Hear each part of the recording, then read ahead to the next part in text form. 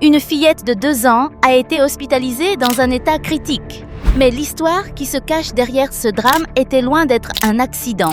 L'homme qui était à ses côtés, lors de ces derniers instants, a modifié son témoignage à plusieurs reprises. Les médecins ont affirmé sans équivoque, ces blessures ne pouvaient pas être dues au hasard. Après seulement 30 minutes de délibération, le jury a rendu un verdict qui a stupéfié la ville. Et le nom de Journey Lane Marbury est devenu un rappel poignant des conséquences dramatiques des défaillances des systèmes de protection de l'enfance. Un documentaire de faits criminels réels consacré à l'affaire Journey Lane Marbury, Centerville, Iowa, 2024. Une fillette de 2 ans décédée après avoir subi des mauvais traitements de la part de l'ami de sa mère. Roger Gillespie, Centerville, dans l'Iowa, est une petite ville du sud de l'État qui compte à peine 5000 habitants. C'est le type de communauté où tout le monde se connaît, où les rues principales conservent encore le charme rustique de l'Amérique d'il y a un demi-siècle. Des maisons de plein pied bordent les routes tranquilles, avec leurs anciens toits en bardeaux, leurs pelouses verdoyantes et leurs porches en bois, où les voisins s'assoient pour discuter le soir. Au centre-ville, une petite place est dominée par le palais de justice du comté, en briques rouges, entouré de quelques commerces familiaux transmis de génération en génération. Journey Lane Marbury est née le 14 mai 2021 à Ottumwa, dans l'Iowa. Dès ses premiers jours, elle est devenue la lumière de la vie de sa famille, une petite fille vive et joueuse. Capable de remplir la maison de rire, Journey transformait souvent le salon en son propre défilé de mode, attrapant le maquillage de sa mère, l'étalant sur son visage et défilant avec l'assurance d'une véritable princesse. Son mot préféré était un non ferme, prononcé avec une telle assurance que même les adultes ne pouvaient s'empêcher de sourire. Chaque fois que Baby Shark ou des chansons pour enfants de Cocomelon retentissaient, ses petits pieds se mettaient immédiatement à bondir, transformant la maison en un lieu débordant de joie. Son rire, innocent et lumineux, avait le pouvoir d'effacer même les fatigues les plus lourdes, mais ce qui rendait Journey véritablement spéciale ne se limitait pas à son charme extérieur. Elle semblait avoir le don de ressentir la tristesse des autres. Lorsqu'elle voyait quelqu'un pleurer, Journey accourait, l'entourait de ses petits bras et murmurait « Ne pleure pas !» Et, d'une certaine manière, à cet instant précis, la douleur dans le cœur d'un adulte semblait un peu plus légère. À seulement 2 ans, elle savait déjà apaiser le monde par son innocence et son cœur aimant. La famille de Journey n'était pas laissée entièrement paisible. Son père, Kenny Marbury, et sa mère, Katie Gregson, avaient divorcé. Elle avait un frère aîné, River Palmer, passionné de jeux vidéo, mais farouchement protecteur envers sa petite sœur. Ses 2 sœurs aînées, Zoe et Mariah Marbury, considérait Journey comme un trésor précieux, la Benjamine qu'elle chérissait profondément. La personne la plus étroitement liée à Journey était son père, Kenny Marbury. C'était un père qui donnait tout son cœur à ses enfants. Sur ses réseaux sociaux, presque chaque publication était remplie de photos de Journey, souriante sur une balançoire, blottie en sécurité dans ses bras ou profondément endormie sur son épaule. Chaque week-end, Kenny prenait le temps d'emmener sa fille au parc. Il lui apprenait patiemment à faire du tricycle et lui lisait des histoires en prenant des voix amusantes, simplement pour la faire rire. Ces moments simples montraient clairement que, pour lui, Journey était tout son monde. Chaque fois que la question du lieu et du moment où Journey verrait son père se posait, cela donnait lieu à des disputes houleuses. Pour Kenny, c'était une lutte constante pour conserver son rôle de véritable père. Il aspirait à être présent dans l'enfance de sa fille, mais avait le sentiment permanent que tout, des restrictions légales au jugement extérieur, jouaient contre lui. Tandis que Journey souriait avec innocence, en coulisses, les adultes étaient pris dans un tourbillon de conflits. Et c'est précisément cette fracture qui a créé un vide, devenu plus tard une brèche menant à la tragédie. Katie Gregson était une jeune mère célibataire, élevant plusieurs enfants, tout en tentant de gérer son travail quotidien. Le poids financier pesait lourdement sur elle et le stress accumulé la poussait parfois à perdre le contrôle dans les moments difficiles. Il arrivait que Katie s'en prenne verbalement à ses enfants, des épisodes qui révélaient clairement l'épuisement d'une mère livrée à elle-même. Cette famille était déjà connue des services de protection de l'enfance. Sa fille aînée, Zoe, s'était presque entièrement éloignée de sa mère et ne souhaitait plus entretenir de relations avec elle, un signe manifeste de la complexité croissante de la dynamique familiale. C'est dans ce contexte fragile que Roger Gillespie, un homme de 48 ans, est entré dans la vie de Katie. Ils se sont rencontrés par l'intermédiaire de son fils, qui était ami avec River. Au départ, tout semblait anodin. Les enfants jouaient ensemble pendant que les adultes discutaient. Roger proposa même de surveiller Journey et ses frères et sœurs lorsque Katie devait travailler pour une mère célibataire en difficulté. Une aide gratuite et apparemment fiable pouvait ressembler à une véritable bouée de sauvetage. Journey ne montrait aucune réticence à être en présence de Roger, mais ce que Katie ne voyait pas ou choisissait d'ignorer, c'était le passé troublé de cet homme. Roger avait déjà fait l'objet d'accusations liées à des violences domestiques et à des comportements menaçants envers des enfants.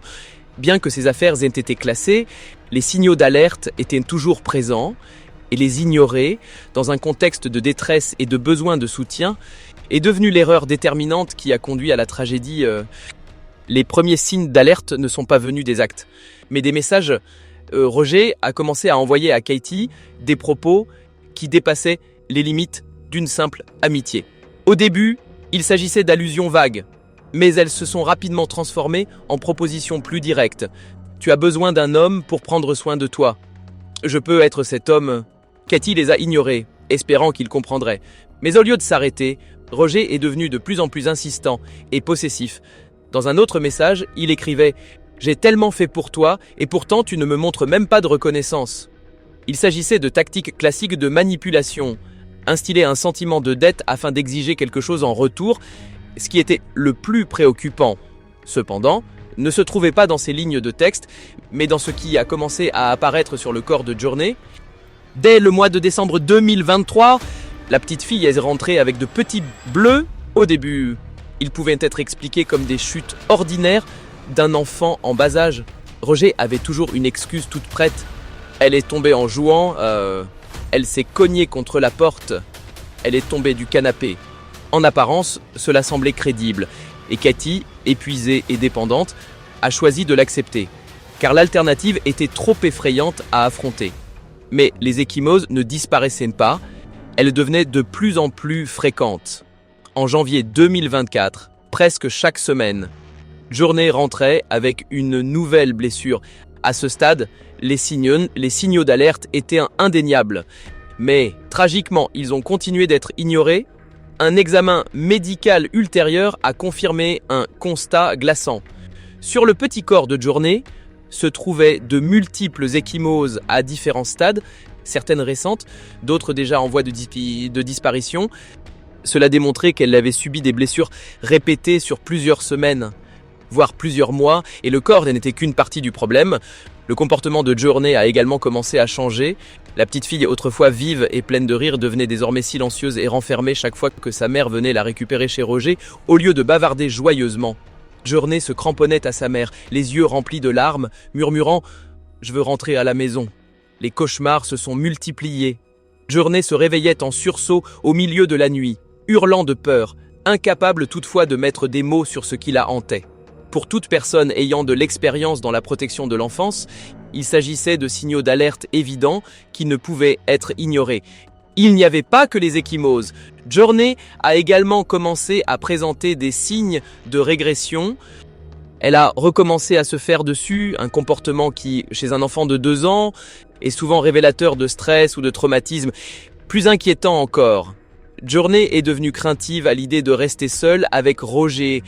Par le passé, elle l'accompagnait calmement chaque fois que sa mère s'absentait. Désormais, elle s'agrippait désespérément à Katie, des larmes coulant sur son visage, la suppliant « Ne pars pas, maman, ne pars pas ». C'était une supplication qui aurait bouleversé quiconque l'aurait entendue. Pourtant, Katie, accablée par la pression financière, l'épuisement et sa dépendance envers Roger, s'est convaincue qu'il ne s'agissait que de crises typiques d'un tout petit, et ce refus de voir la réalité a permis aux appels à l'aide silencieux de Journey de se perdre dans le vide. Lorsque Journey est entrée dans la phase de l'apprentissage de la propreté, une étape tout à fait normale du développement d'un tout petit, Roger en a fait un véritable champ de bataille. Il exigeait un niveau de perfection totalement irréaliste de la part d'une fillette de 2 ans. Chaque fois que Journey avait un petit accident, au lieu de la guider avec patience, il la grondait et la punissait, traitant cela comme un échec. Aux yeux de Roger, l'apprentissage n'était plus une question d'accompagnement, mais de contrôle sévère. Elle doit apprendre. Tu es trop indulgente avec elle. Les enfants doivent connaître la discipline, lança-t-il un jour à Katie, mais la conception que Roger avait de la discipline allait totalement à l'encontre d'une parentalité saine. Elle n'aidait pas Journey à grandir, elle ne faisait qu'installer davantage de peur, la poussant encore plus dans le silence. Chaque signe, des ecchymoses au changement de comportement, de la peur d'être laissé seul, aux régressions inhabituelles, sonnait l'alarme. Tout professionnel de la protection de l'enfance aurait reconnu que Journey était en danger.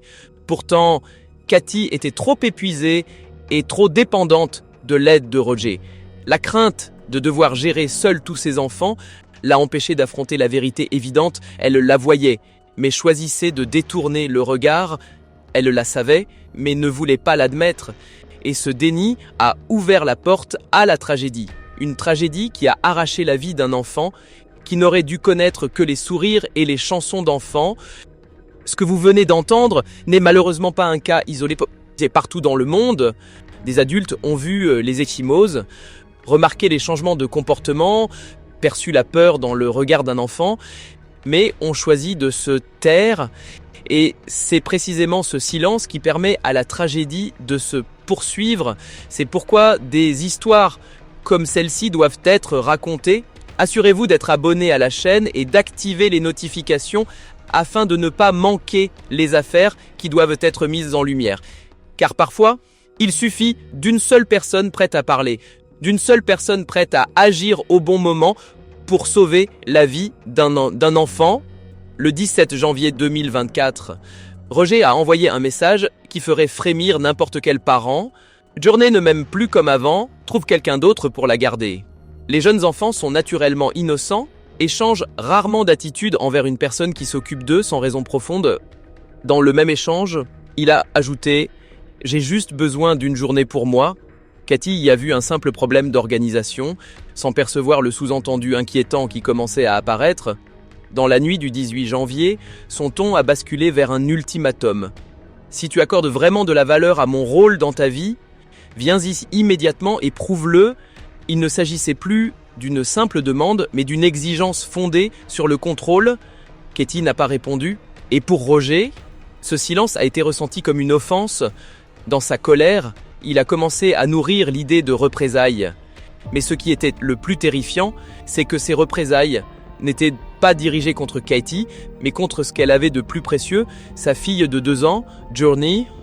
Le 19 janvier 2024, Journey s'est réveillée avec son sourire habituel, a pris son petit déjeuner et a joué avec les jouets qu'elle aimait tant.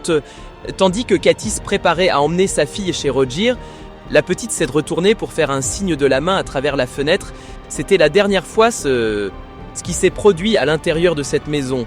Entre environ 9h du matin et presque 1h de l'après-midi, n'a pu être reconstitué que plus tard, à partir des éléments médicaux et des témoignages présentés au tribunal, mais chaque blessure sur le corps de Journey racontait sa propre histoire. Une histoire si douloureuse et si cruelle qu'elle en coupait le souffle. Vers 9h30, la fillette, qui avait déjà exprimé sa peur de rester avec Roger la veille, de nouveau était laissée sous sa garde. La matinée a peut-être commencé de façon ordinaire, petit déjeuner, dessins animés, mais en Roger, la colère attisée par ce qu'il percevait comme une offense de la part de Katie la veille au soir, était en train de bouillonner et de cette colère, un projet de représailles a commencé à prendre forme.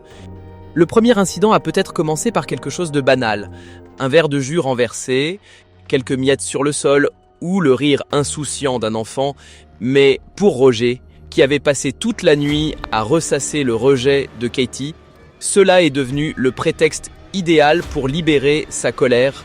Environ 45 minutes plus tard, le petit corps de Journey présentait déjà des blessures visibles. Un examen médical ultérieur a révélé de multiples ecchymoses sur son torse, son dos et ses bras. Ces lésions ne pouvaient pas résulter d'une chute accidentelle ou d'un choc fortuit.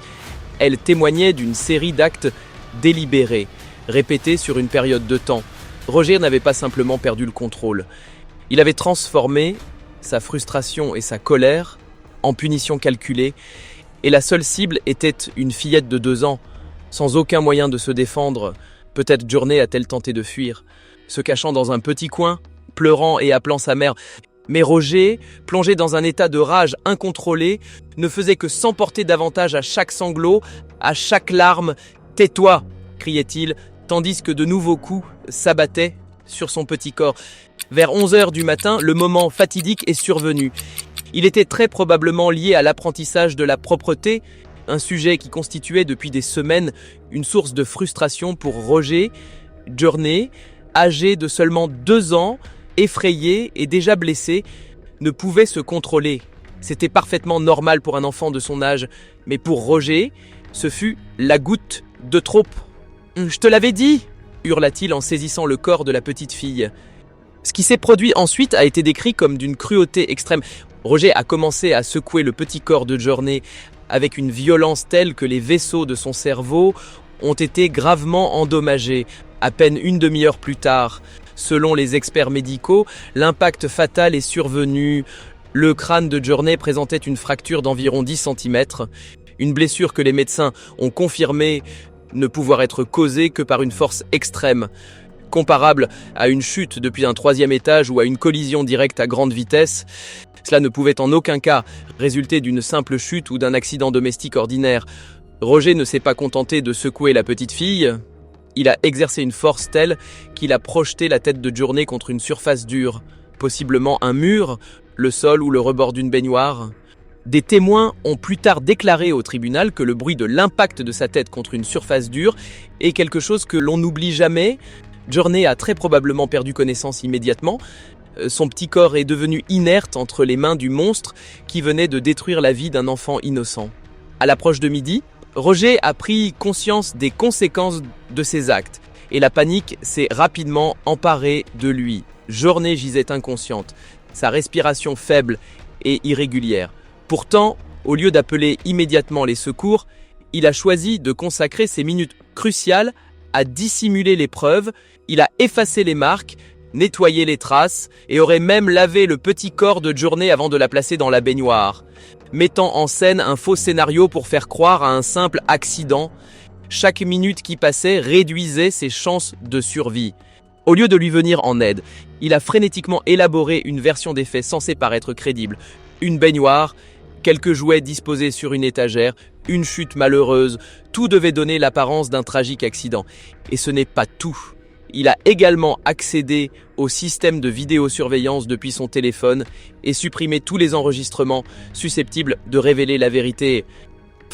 Vers 10 minutes avant 13h, une fois son scénario mis en scène et la majorité des preuves effacées, Roger a appelé les services d'urgence, mais à ce moment-là, il était déjà beaucoup trop tard. Journey était plongé dans le coma depuis plus d'1 heure, son cerveau ayant subi des lésions graves et irréversibles.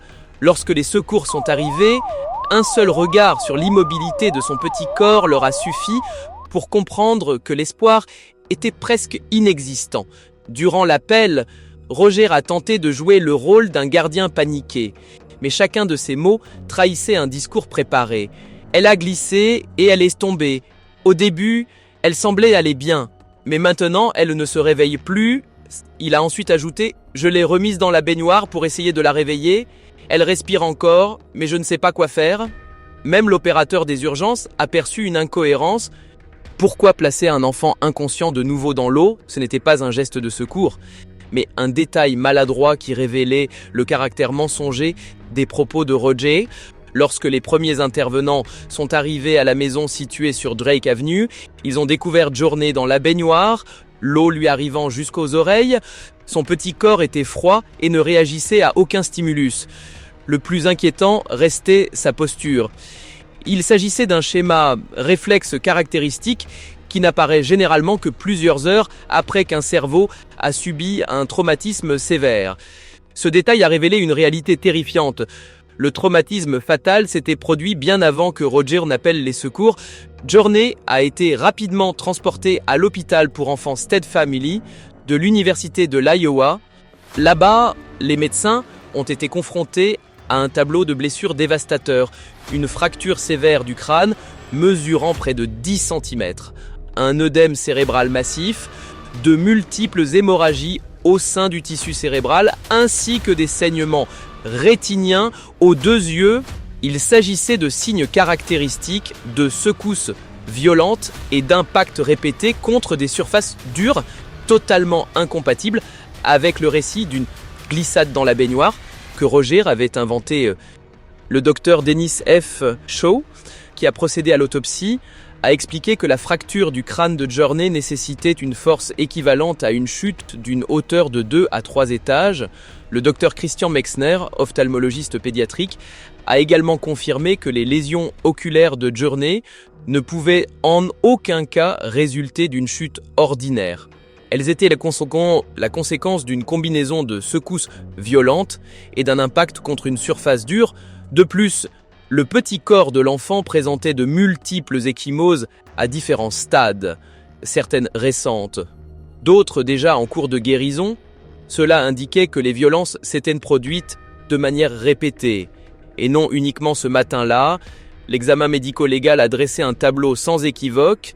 Il ne s'agissait pas d'un accident, mais du résultat d'un schéma prolongé de violence, se concluant par une blessure mortelle qui a ôté la vie à Journey Lane Marbury.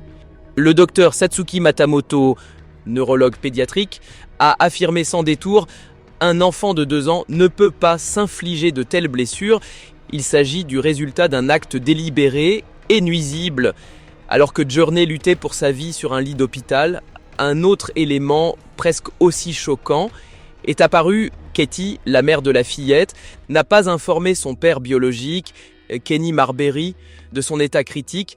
Kenny n'a appris la tragédie que le lendemain, par hasard, lorsqu'un ami lui a mentionné l'existence d'une collecte de fonds pour la famille. Imaginez l'horreur de cet instant. Un père profondément aimant et lié à son enfant apprenant par une tierce personne que sa fille était en train de mourir, et non par la mère elle-même. Pour Kenny, ce fut une double déchirure.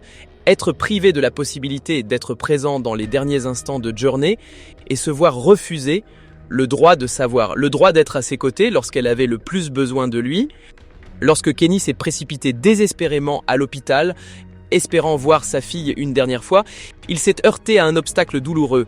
Katie s'est violemment opposée à l'idée qu'il soit autorisé à entrer dans la chambre. Dans sa colère et son déni, elle est même allée jusqu'à affirmer qu'il n'était pas le père biologique de Journey. Ce fut un ultime coup porté au cœur d'un homme qui ne souhaitait qu'une chose: dire adieu à sa petite fille mourante. L'ironie amère de la situation était la suivante. Roger Gillespie, l'homme qui avait infligé ces blessures horribles, avait autrefois bénéficié d'un accès libre auprès de l'enfant. Pendant ce temps, le véritable père, celui qui publiait constamment ses photos sur les réseaux sociaux, l'emmenait au parc chaque week-end et lui lisait des histoires avec des voix amusantes pour la faire rire, s'est vu refuser le droit d'être à ses côtés dans ses derniers instants. Lorsque Kenny a appris que sa fille se trouvait dans un état critique, il s'est rendu à l'hôpital, le cœur brisé, désespéré à l'idée de la voir une dernière fois. Pourtant, au lieu d'être autorisé à entrer immédiatement dans la chambre, il a été bloqué. Katie s'est opposée avec véhémence, tentant de l'empêcher d'approcher son enfant. Dans la tension du moment, elle est même allée jusqu'à nier sa paternité, déclarant qu'il n'était pas le père biologique de Journey. Pour un père qui voulait simplement tenir la main de sa petite fille une dernière fois, cette épreuve représentait une blessure indescriptible, ce qui rendait la situation encore plus douloureuse. C'était que pendant que Kenny se voyait refuser le droit d'être auprès de sa fille, Roger Gillespie, l'homme responsable de ces blessures effroyables, avait autrefois été jugé digne de confiance et autorisé à rester seul avec Journey. Cette vérité amère a profondément choqué la communauté. Le véritable père, toujours présent dans la vie de sa fille, a été écarté, tandis que l'homme qui avait détruit son enfance avait été suffisamment cru pour qu'on lui confie l'enfant sans surveillance. Au cours de ces derniers jours, Journey a enduré 8 longues journées douloureuses sous assistance respiratoire. La docteure Rebecca Reynolds a placé des dispositifs de surveillance dans son cerveau afin de contrôler la pression intracrânienne, mais les blessures étaient bien trop graves pour permettre une intervention chirurgicale. Le 27 janvier 2024, les médecins sont sortis de la chambre, la voix brisée, et ont officiellement déclaré que Journey Lane Marbury ne présentait plus aucun signe de vie. Elle n'avait que 2 ans et 8 mois. Cette annonce a déchiré l'atmosphère, transformant la dernière lueur d'espoir en un désespoir absolu. Kenny a finalement été autorisé à entrer dans la chambre. Il a regardé sa fille allongée là, silencieuse, son petit visage paisible comme si elle dormait, mais les tubes et les moniteurs immobiles disaient la vérité. Le père s'est penché, tenant la petite main qui s'était autrefois agrippée à lui sur la balançoire, qui avait tapoté sa joue tandis qu'ils riaient ensemble. Désormais, cette main était immobile. Il a pleuré sans un bruit, ses larmes tombant sur les cheveux fins de Journey. Ce n'était pas seulement la douleur de perdre un enfant, mais aussi le regret brûlant de ne pas avoir été à ses côtés durant ces dernières heures. Son cœur était brisé, mais à cet instant précis, il est aussi devenu une promesse silencieuse. Il ne laisserait pas l'histoire de Journey sombrer dans l'oubli. Au cœur de la tragédie, la famille a pris une décision courageuse et profondément compatissante. Faire don de ses organes. Les reins de Journey ont sauvé la vie d'une femme de 30 ans en attente d'une greffe. Même dans sa disparition, cette petite fille extraordinaire a continué à donner la vie, laissant derrière elle un dernier héritage d'amour et de bonté. La nouvelle tragique s'est rapidement répandue dans toute la ville de Centerville. Cette petite communauté où tout le monde se connaît s'est retrouvée plongée dans le silence et le deuil. Quelques jours plus tard, des centaines d'habitants se sont rassemblés près du lac Rathbone pour rendre hommage à Journey Lane Marbury. La lueur des bougies s'étendait le long du rivage, se reflétant dans la nuit paisible. Des ballons blancs ont été lâchés dans le ciel, emportant des prières comme pour guider l'esprit de la petite fille vers les cieux. Les enfants de la communauté ont apporté des peluches, les jouets préférés de Journey, et les ont déposés au pied de son grand portrait. Les adultes se tenaient la main et chantaient des chansons douces pour apaiser la peine qui avait enveloppé la ville. Kenny se tenait parmi la foule, les yeux rougis par les larmes, mais cette fois, il n'était pas seul. Autour de lui se trouvaient des voisins, des amis, des enseignants et même des inconnus venus simplement dire « Nous nous souviendrons de Journey ». Dans ce silence, seulement brisé par des sanglots, une vérité s'imposait avec force. Bien que sa vie n'ait duré que 2 courtes années, Journey Lane Marbury a laissé derrière elle un héritage d'amour, d'unité et la conviction profonde qu'une communauté peut et doit se rassembler pour protéger les autres enfants. Alors que Journey luttait encore pour sa vie sur un lit d'hôpital, Roger était assis face aux enquêteurs et livrait des versions contradictoires des faits. Dans son premier récit, il affirmait que la petite fille avait glissé dans la salle de bain en tentant d'attraper un jouet. Plus tard, lors d'un nouvel interrogatoire, il a modifié son histoire. Cette fois, il s'agissait d'une chute dans l'escalier du sous-sol. Fait troublant. Dans les 2 versions, Roger insistait sur le fait qu'après la blessure, Journey lui aurait souri, alors même que ses yeux étaient fermés. La famille a immédiatement su qu'il s'agissait d'un mensonge. Journey appelait toujours un adulte lorsqu'elle voulait grimper quelque part. Elle avait peur des hauteurs et ne grimpait jamais seule. Les enquêteurs ont confirmé cela après avoir examiné les lieux. Aucun élément ne correspondait à une chute accidentelle. Les déclarations contradictoires, combinées aux preuves médico-légales, n'ont fait que renforcer une vérité indéniable. Il ne s'agissait pas d'un accident, mais d'un acte délibéré et nuisible. Les enquêteurs découvrent que la maison de Roger Gillespie était équipée d'un système de vidéosurveillance comprenant plusieurs caméras. Pourtant, tous les enregistrements du 19 janvier avaient mystérieusement disparu. En analysant son téléphone, la police a constaté qu'immédiatement après le transport de Journey à l'hôpital, Roger avait accédé à l'application de contrôle des caméras. Il s'agissait d'une tentative désespérée d'effacer toute preuve susceptible de l'incriminer. Parmi les images récupérées, une scène s'est révélée particulièrement troublante. Roger, dans un accès de rage, jetant le petit pot d'apprentissage de Journey dans le jardin. Ce geste pouvait sembler anodin, mais il révélait son état mental instable et le ressentiment qu'il nourrissait envers une enfant de seulement 2 ans.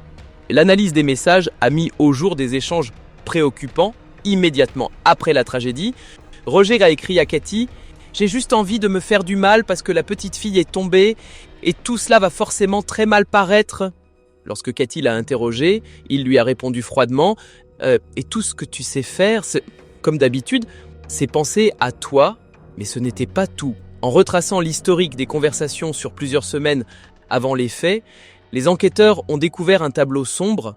Les messages montraient que Roger formulait à répétition des propositions dépassant le cadre de l'amitié et que, face au refus de Katie, il devenait de plus en plus amer et colérique. C'est cet ensemble d'éléments qui a permis au procureur d'identifier le véritable mobile. Un mélange d'obsession, de frustration liée au rejet et une fixation malsaine sur l'idée de contraindre Journey à être parfaite lors de l'apprentissage de la propreté. Les messages récupérés montraient que Roger envoyait fréquemment des propos à connotation suggestive, ignorés par Katie. La frustration née de ce rejet, combinée à son obsession pour la perfection de Journey durant cette phase, a constitué un mélange dangereux. Les procureurs affirment que Roger a déversé sa colère et son insatisfaction sur une enfant de 2 ans, totalement sans défense. Journey Lane Marbury est ainsi devenue la victime d'un acte de représailles d'une cruauté extrême, né de l'égoïsme et de la colère d'un homme adulte incapable d'accepter le refus.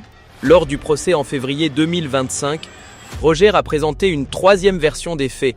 Cette fois-ci, il a affirmé qu'en portant Journey vers le sous-sol pour faire la lessive, son pied se serait pris dans la couverture de l'enfant, provoquant leur chute à tous les deux. Il a admis, mais les experts médicaux ont unanimement rejeté cette version de la défense. Ils ont souligné que les blessures graves de Journey ne pouvaient en aucun cas résulter d'une chute accidentelle, mais uniquement d'un schéma d'actes violents, une combinaison de secousses extrêmement violentes et d'impacts répétés contre des surfaces dures.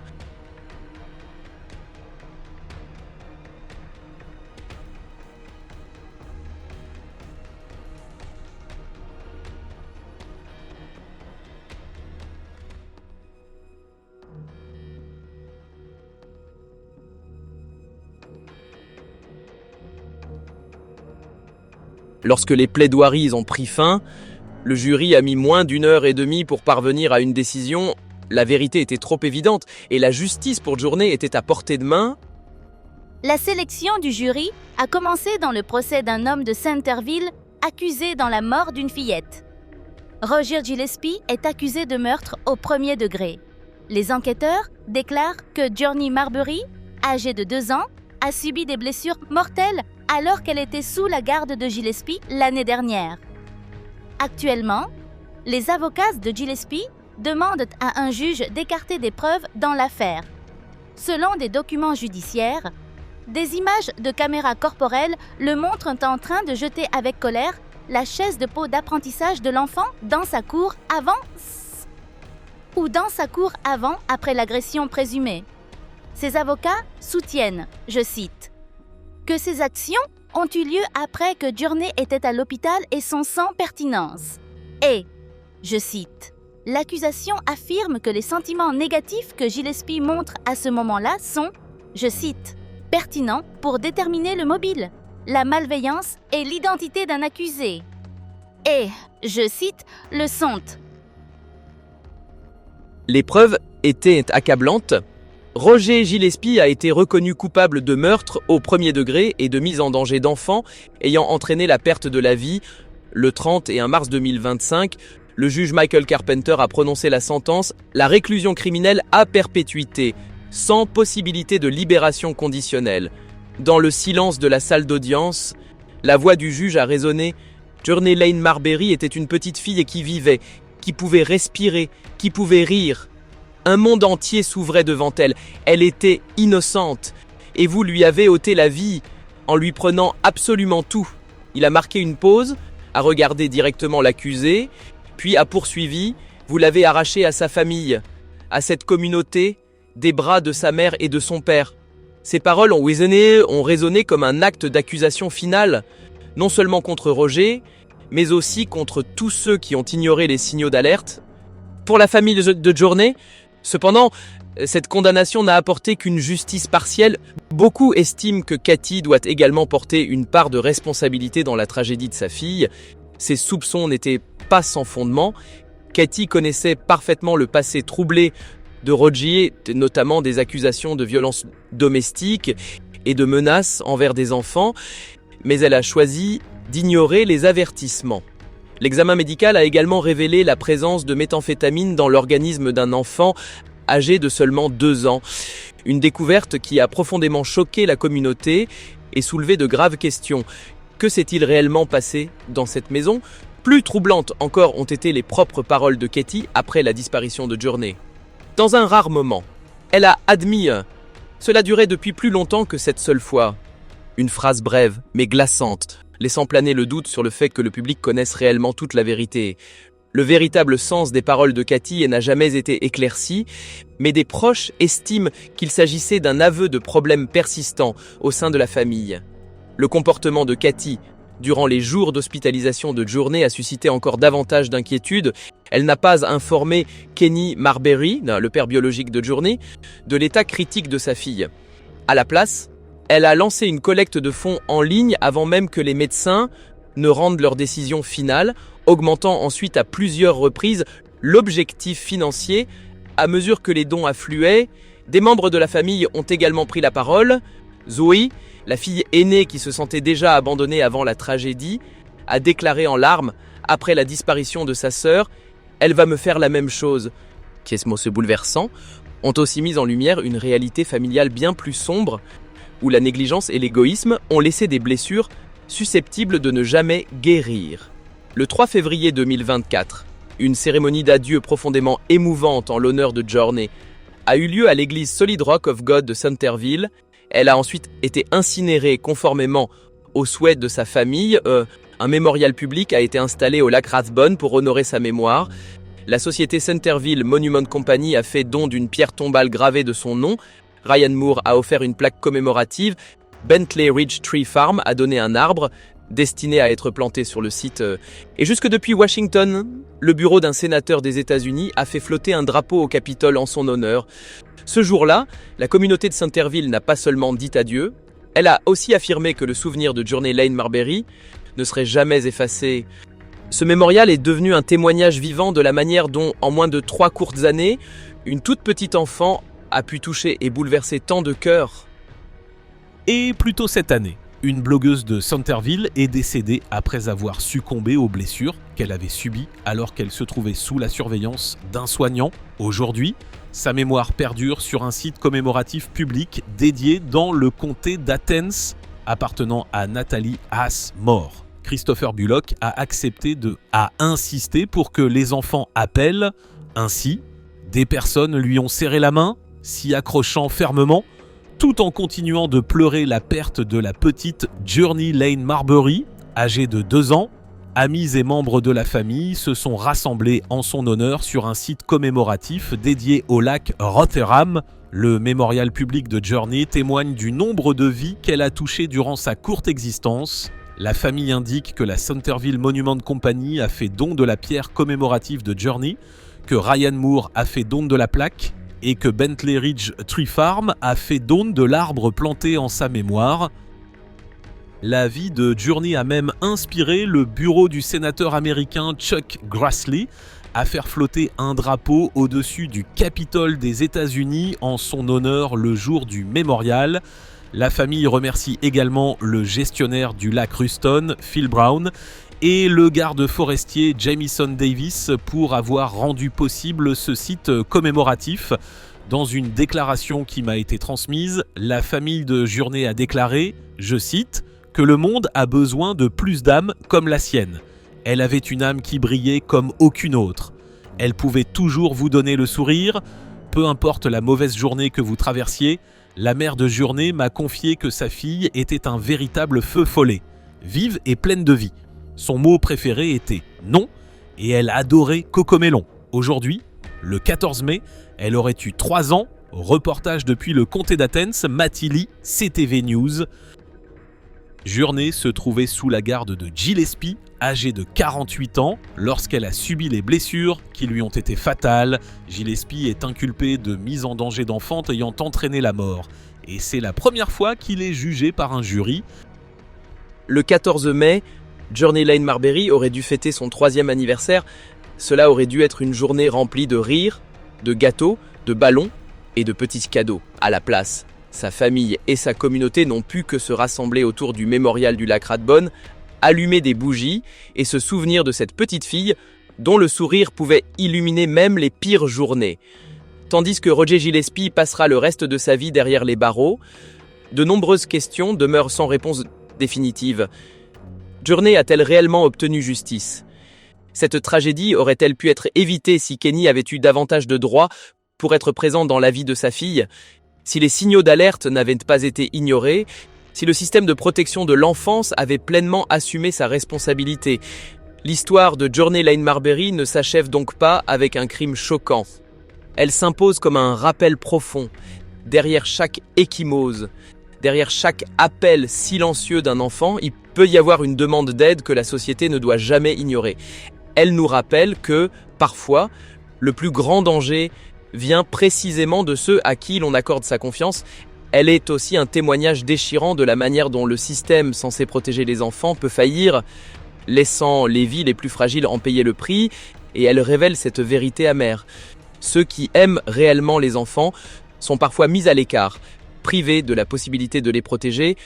Journey Lane Marbury méritait de vivre, elle méritait d'être en sécurité dans des bras aimants, et non d'être laissée à la merci de celui qui a provoqué cette tragédie. Et par-dessus tout, elle méritait la chance de dire adieu à son père, qui l'aimait et désirait plus que tout au monde la protéger. En définitive, l'histoire de Journey Lane Marbury n'est pas seulement une tragédie personnelle, c'est un signal d'alarme pour nous tous, sur les dangers qui peuvent se cacher derrière des foyers en apparence sûrs, sur la fragilité du système de protection de l'enfance, et sur le prix payé lorsque les avertissements sont ignorés. Journey était une petite fille dont le sourire pouvait illuminer les jours les plus sombres, mais elle n'a pas été protégée comme elle l'aurait dû. Nous ne pouvons pas changer le passé, mais nous pouvons en tirer des leçons. Nous pouvons décider qu'aucune autre Journey ne sera jamais abandonnée dans le silence. Et nous pouvons transformer sa mémoire en héritage, un rappel que chaque enfant mérite d'être entendu, aimé et protégé. Journey Lane Marbury n'est plus là. Mais si nous prenons cette leçon à cœur et agissons pour protéger d'autres enfants, sa disparition n'aura pas été vaine. Chaque enfant mérite d'être aimé, d'être entendu et d'être en sécurité. Journey Lane Marbury méritait de vivre. Et sa mémoire nous rappellera à jamais notre devoir de protéger les autres enfants. Merci d'être resté avec nous tout au long de ce récit éprouvant. Chaque mention « j'aime », chaque partage et chaque commentaire contribuent à faire connaître l'histoire de ces jeunes victimes, afin que davantage de personnes puissent s'unir pour protéger les enfants. N'oubliez pas de vous abonner et d'activer les notifications pour ne pas manquer les histoires qui doivent être racontées. Nous vous retrouverons dans la prochaine vidéo où une autre vérité attend encore d'être révélée.